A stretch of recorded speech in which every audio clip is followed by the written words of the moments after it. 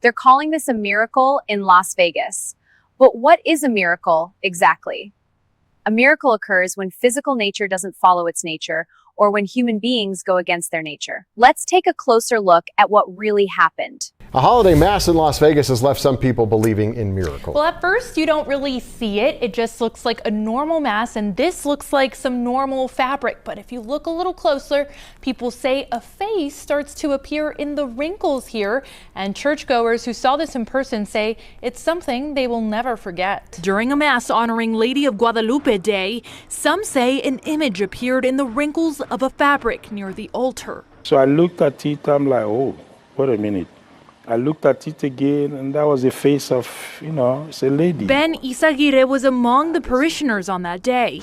He says the image was hard to miss as people started whispering and pointing toward the altar. I believe it's a miracle, a sign from heaven. It's beautiful to see, and I'm glad I was able to be a part of that. And on a day that's celebrated because of what Catholics believe happened in Mexico in 1531, when Lady of Guadalupe was said to have left her image on a tilma or a piece of fabric. God chooses when a miracle happens. And a miracle can happen in Las Vegas. And some parishioners tell me, miracle or not, what matters most is what they felt in that moment.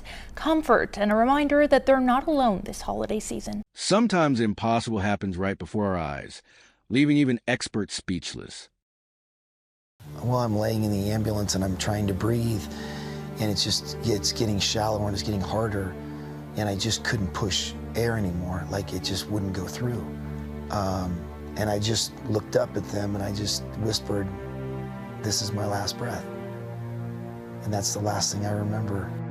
After his release from the hospital, David experienced intense pain and difficulty breathing once again. He was readmitted for an emergency tracheotomy due to a growth in his airway called a granuloma. We describe that in layman's terms as proud flesh. It's, tissue that grows in the setting of healing. And, those, again, in a small area like the airway, that can be very problematic.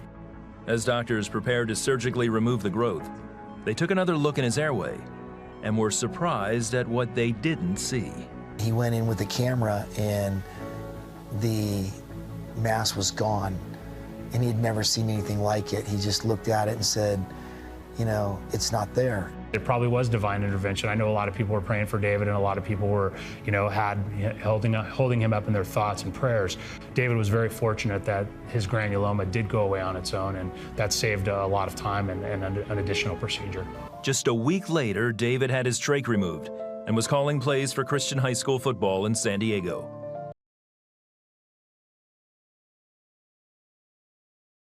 And I come from a skeptical background. I used to be an atheist, and trained in journalism and law. And so I'm looking for facts and data and evidence and corroboration and so forth. But I'm telling you, there are studies published in peer-reviewed medical journals about documented cases of miracles. I'll give you a couple examples.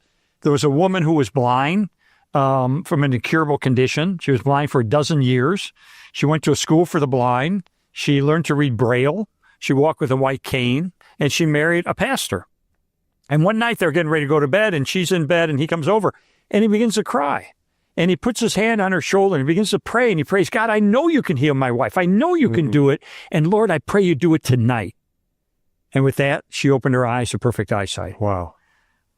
She said, "I was blind when he prayed for me, and then I opened my eyes and I could see perfectly. It's a miracle." And her eyesight remained perfect for 50 years plus.